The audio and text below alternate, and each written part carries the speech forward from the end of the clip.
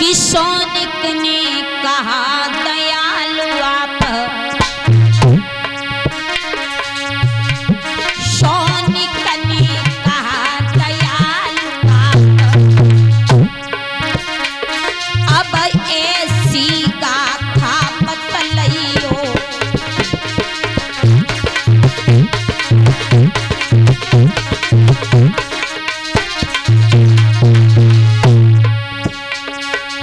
शनकादिक ऋषि सूत जी से प्रश्न करते हुए बोले, महाराज शौनिक ने कहा दयालु आप, अब ऐसी गाथा समझियो।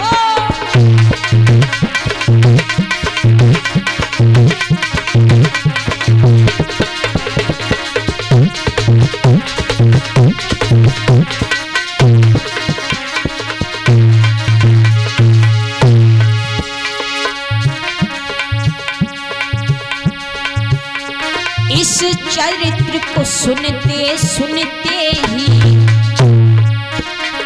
इस चरित्र को सुनते सुनते ही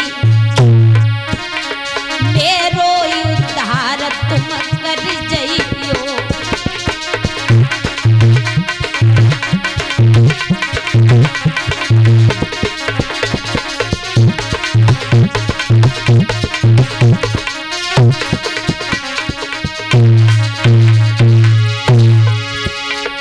भैया शौनकादिक ऋषियों ने सूत व्यास जी से प्रश्न किया, प्रभु हमें श्रीमद् भागवत कथा के बारे में समझाओ। तो सूत व्यास जी बोले, हे ऋषियों श्रीमद् भागवत कथा भगवान ने इतनी सुंदर बनाई है मानो सारी पृथ्वी के फूलों का रास निचोड़ करके बनाया हो। बड़ी सुंदर है, बहुत सुंदर।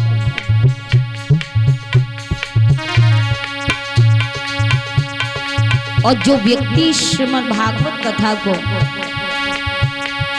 मन और तन लगा करके श्रवण करता है तो पता है बड़ा आनंद आता। लीलाएं परम रसीली है महाराज, लीलाएं परम रसीली है, भक्ति का भाव उजागर है। हम इतना ही कह सकते हैं, और गागर ही में सागर है।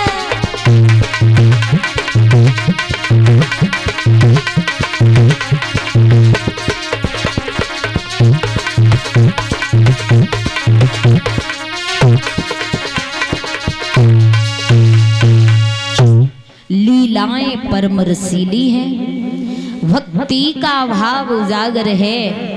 हम इतना ही कह सकते हैं, यह गागर ही में सागर है।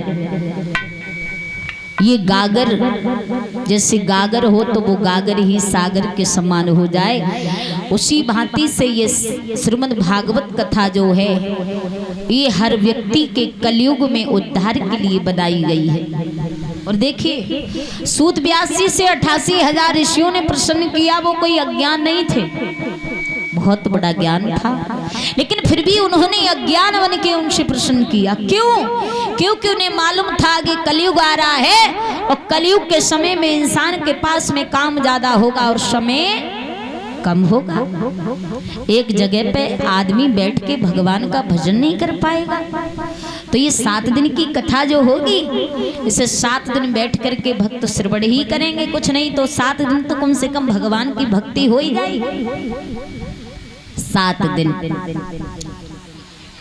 महाराज 7 दिन भगवान ने श्रीमद् भागवत कथा बनाई, लेकिन ये 7 दिन की ही कथा क्यों बनाई? श्रीमद् भागवत कथा 7 दिन की ही क्यों बनाई? वैसे तो देखिए भक्तों का भाव है वो तो 9 दिन करवाते हैं, कोई 11 दिन करवाता है, लेकिन भगवान ने 7 दिन बनाए हैं। 7 दिन भगवान ने बनाए, 7वें दिन के सिवा कोई 8वां दिन नहीं बनाया। और इसीलिए श्रीमद् भागवत कथा 7 दिन की है। 7 ही दिन में हम और आप पैदा होते हैं, 7 ही दिन में बड़े होते हैं और शादी होती है, बुढ़ापा आता है, मर के चले भी जाते हैं 7 दिन में। इसीलिए श्रीमद् भागवत कथा 7 दिन की बनाई है। 7 दिन हम और आप कथा को श्रवण करते, 8वां दिन नहीं लगाया भगवान ने। तो सनकादिक ऋषियों ने कहा कि कलयुग में कलयुगी भक्तों के लिए ये श्रीमद् भागवत कथा ही उद्धार करेगी। श्रीमद् भागवत कथा एक ऐसी चीज है जैसे हमें बुखार हो, बीमारी हो तो उसमें दवा लेने से ही आराम मिलता है, उसी तरीका से इस मनुष्य शरीर का उद्धार अगर होगा तो केवल श्रीमद् भागवत रूपी दवा से होगा और किसी दवा से नहीं होगा। तो इस शरीर को दोबारा पाने के लिए और हमें श्रीमद् भागवत रूपी कथा, ये भागवत जो है इसे सुनना पड़ेगा, भक्ति इसकी करनी पड़ेगी।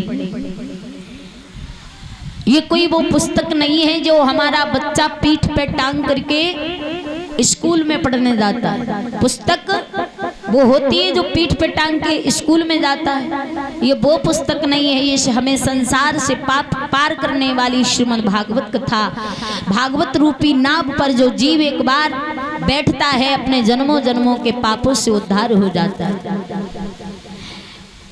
ये पापों के लिए छेनी से भी पैनी है। भगवान ने श्रीमद् भागवत कथा को इतने सुंदर तरीका से बनाया है। श्री सूत जी महाराज कहते हैं कि हे ऋषियों सुनो,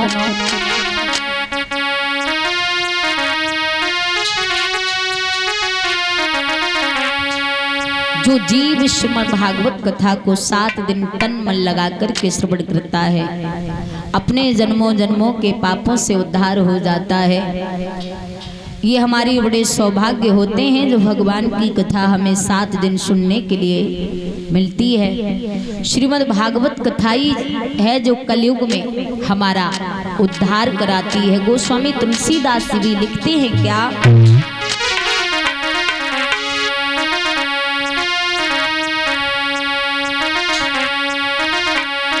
अरे प्रथम भक्ति संतन करि संगा और दूजी रति मम कथा प्रसंगा।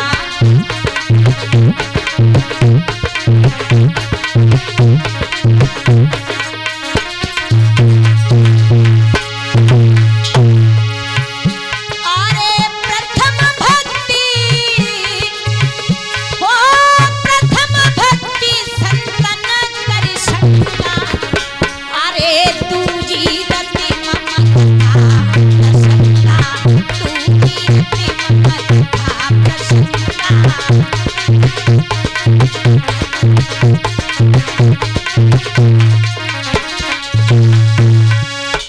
गोस्वामी तुलसीदास जी कहते हैं प्रथम भक्ति संतन कर संगा और दूजी रति मम कथा प्रसंगा। पहली भक्ति इस कलयुग में हम जैसे कलयुगी भक्तों के लिए बनी है, संतों की सेवा, संतों की संगत करना, ये है पहली भक्ति। और दूसरी भक्ति जो आज आप लोग सुन रहे हैं श्रीमद् भागवत कथा। कुछ लोग ऐसे भी होते हैं कि भागवत 7 दिन चलती है गांव में, रात में और दिन में बराबर होती है, लेकिन लोग कथा सुनना तो अलग बात होती है, पंडाल भी नहीं देख पाते कहाँ लगा है, कैसा लगा। तो ये वो अपने मन में ये ना सोचें कि हम सौभाग्यशाली हैं। कुछ लोग ईर्ष्या करके बैठ जाते हैं, लेकिन ये ईर्ष्या किसी और के लिए नहीं, ये अपने जीवन के लिए, अगले जन्म के लिए कर रहे हो, स्वयं का जन्म खराब करने के लिए तुले हो। तो महाराज सबसे बड़ी भक्ति बताई है हमारे इस कलयुग में हमारा आपका उद्धार करने के लिए श्रीमद् भागवत कथा। इसे हमें तन मन लगा करके श्रवण करना चाहिए। और श्रीमद् भागवत कथा के बारे में श्री सूत जी महाराज 88,000 ऋषि मुनियों को ज्ञान कराते हैं।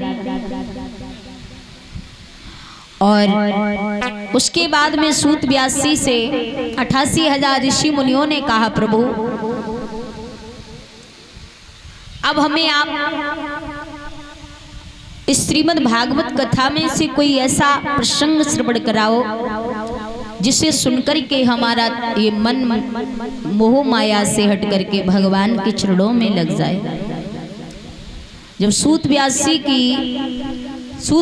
ने 88,000 ऋषियों की ये प्रसंग को सुना है तो कहा है कि हे ऋषियों, आइए श्रीमद् भागवत कथा के बारे में, इसी श्रीमद् भागवत में से तुम्हें कोई ऐसी कथा श्रवण कराएंगे जिससे आपका ये मन मोह माया से हट के भगवान के श्री हरि चरणों में लग जाएगा। बड़ी सुंदर सी कथा है, आइए थोड़ी सी कथा बढ़ाएंगे। तो एक बार की बात सूत व्यासी कहते हैं कि हे ऋषियों, एक बार देवर्षि नारद अपने बीड़ा को बजाते हुए और जब पृथ्वी लोक में आए हैं, और कैसे भैया,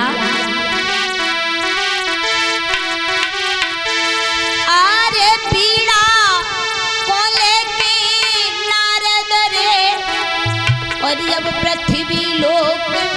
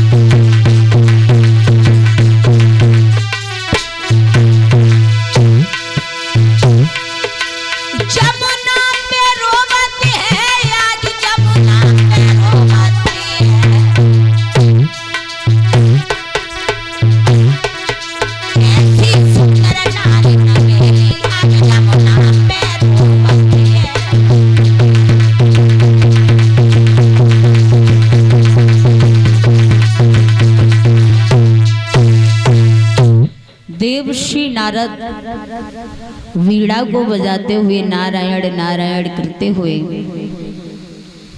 वृंदावन में जमुना के किनारे पर जब पहुंचे तो उन्होंने क्या देखा कि एक बहुत ही सुंदर स्त्री है, जवान अवस्था में जमुना के किनारे पर बुरी तरीका से तड़प रही है, रो रही है, और उसके घुटनों पर दो बूढ़े पुरुष लेटे हुए हैं। उन्हीं को देख देख करके विलाप कर रही नारद की नजर पहुंच गई। मन में विचार आया, देवी बड़ा सुंदर है लेकिन रो क्यों रही है। पास में गए, देवी जी क्या बात है, आप बड़ी परेशान नजर आ रही हो, आप इस तरीका से व्याकुल हो रही हैं, रो रही हैं, क्या कारण है रोने का। और जो आपकी गोद में लेटे हुए हैं दो पुरुष, ये कौन है। जब दो पुरुषों की बात सुनी तो वो माँ बोली है, वो स्त्री बोली, वो स्त्री कोई और नहीं है।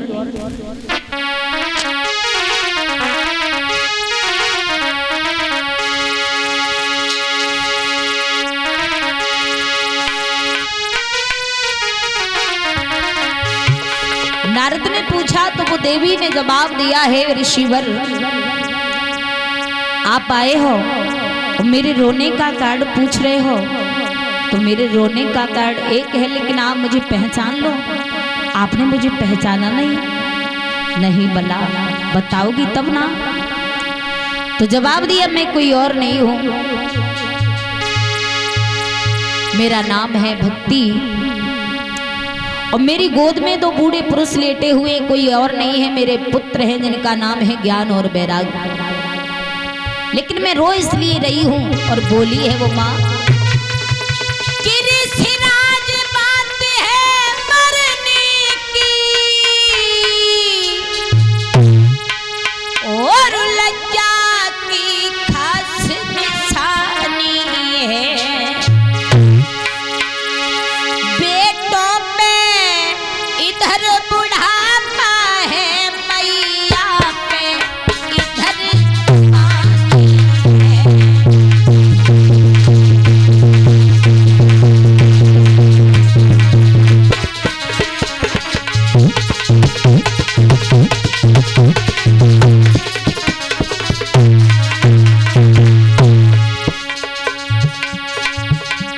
जवाब दिया है।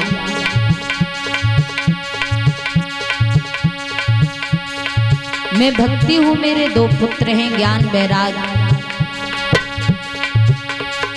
कर्नाटक में मेरा जन्म हुआ और गुजरात में पली पढ़ी इतनी बड़ी हुई, लेकिन इस कलयुग के आते ही मेरे ऊपर जवानी और मेरे पुत्रों के ऊपर बुढ़ापा आ गया। इसलिए मुझे बड़ी शर्म लग रही है जीवन जीने में, लज्जा लग रही है। बोली वो मैया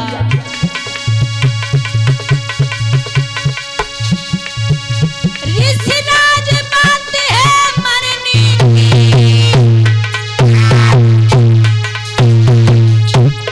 अरे लज्जा की खास निशानी है। बेटों पे इधर बुढ़ापा है,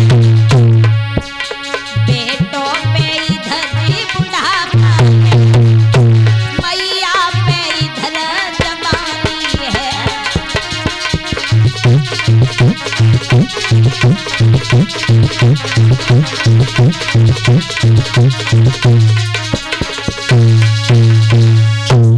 ऋषिराज बात है मरने की, लज्जा की खास निशानी है। बेटों पे इधर बुढ़ापा है और मुंह पे इधर जवानी है। मेरे पुत्रों पर बुढ़ापा, मेरे ऊपर जवानी, इसलिए मुझे बड़ी शर्म लग रही है। मेरा नाम है भक्ति। इस कलयुग के आते ही भक्ति का नामो निशान नहीं है। पाप दिन प्रतिदिन बढ़ते जा रहे हैं, लोग भक्ति नहीं कर रहे, दान धर्म नहीं कर पा रहे, तो इसलिए मैं बहुत परेशान हूँ। मैं अब जीवन जीना नहीं चाहती, मैं मरना चाहती हूँ। नारद ने जब भक्ति के मुखारविंद से वचन सुने तो नारद को भी बड़ा दुख हुआ। देवर्षि नारद कहने लगे, मैया तुम चिंता न करो और तुम इस दुख में रो रही हो तो जाओ, मैं आपके इस दुख का निवारण अवश्य करूंगा। आपका रोग और आपके पुत्रों का रोग दूर करने की पूरी कोशिश करूंगा। नारद ने उसी वक्त कुछ मंत्रों के प्रयोग किए, मंत्र पढ़कर के मारे, लेकिन ज्ञान वैराग्य के ऊपर कोई फर्क नहीं पड़ा। अंत में देवर्षि नारद कहने लगे उस मैया भक्ति से, जवाब दिया है माँ तुम चिंता नहीं करो, मैं अभी जा रहा हूँ और तुरंत लौट के वापस आ रहा हूँ, आप चिंता मत करना, आपके पुत्रों का ये रोग दूर हो जाएगा। मैया भक्ति को नारद ने समझाया। नारद वहां से दौड़ पड़े, चलते चलते पिता ब्रह्मा के पास पहुंचे, अपने पिता श्री को प्रणाम किया और जाकर के एक बात कही कि पिताजी, मैं जमुना के किनारे पर जब गया अचानक से, तो वहां मैंने एक स्त्री को देखा और उसके दो पुत्र हैं गोद में लेटे, उनके ऊपर बुढ़ापा और उसके ऊपर जवानी आ गई है, लेकिन उनका तीनों का इस रोग में दूर करना चाहता हूँ, लेकिन ये सब कैसे होगा। ब्रह्मा जी ने जवाब दिया है, बेटा नारद तुम हमारे पास क्यों आए हो? अरे चले जाओ शनकादिक ऋषियों के पास में, शनक, सनंदन, सनातन और सनंद कुमार, ये उनका रोग अवश्य दूर कर सकेंगे। नारद उन्हीं पैरों वापस लौट के आए चारों ऋषियों के पास। ऋषि महात्मा रास्ते में मिले। नारद ने सारी बात बताई, पूरी कहानी सुनाई। तो सनक, सनंदन, सनातन, सनंद कुमार चारों ऋषियों ने नारद से कहा, हे नारद, अगर उनका उद्धार कराना चाहते हो, वो इस रोग से दूर होना चाहते हैं, तो उसके लिए कोई और चीज नहीं है, वो केवल श्रीमद् भागवत कथा है। उन तीनों को तन मन लगा करके भगवान की श्रीमद् भागवत कथा श्रवण करनी पड़ेगी, तो तीनों का उद्धार होगा। नारद इतनी बात को सुनकर शनकादिक ऋषियों को पास में लेकर के आए। हरिहर जमुना के किनारे श्रीमद् भागवत कथा का अनुष्ठान रचाया गया और श्रीमद् भागवत कथा को प्रारंभ करवाया। तीनों प्राणियों ने बैठ के भगवान की कथा को सुनना आरंभ कर दिया। बताया जाता है ज्ञान वैराग पहले प्रथम दिवस की कथा को श्रवण करते हैं, थोड़ा थोड़ा आराम मिला। दूसरा दिवस बीता, थोड़ा होश आया। तीसरा दिन बीता, होश में आए, जमीन पे उठ करके बैठे, लेकिन फिर मूर्छित होकर के जमीन पर ही गिर गए। इस तरीका से धीरे धीरे 7 दिन व्यतीत हुए और कथा को सुनते सुनते 7 दिन बीतते ही बीतते ज्ञान और वैराग्य के ऊपर जवानी और मैया भक्ति के ऊपर बुढ़ापा आ गया। तीनों का उद्धार हो गया और तीनों पुनः इस संसार में जीवित हुए। जहां पर भी भगवान की श्रीमद् भागवत कथा होती है, वहां पर मैया भक्ति अपने दोनों पुत्र ज्ञान वैराग्य को लेकर के अपने भक्तों के बीच में जाकर के पधारती है। एक बार प्रेम से जयकारा लगाएंगे, बोलिए भक्त और भगवान की, बोलिए सच्चे दरबार की। आइए 2 लाइन का भजन, उसके बाद में फिर आगे देखते हैं।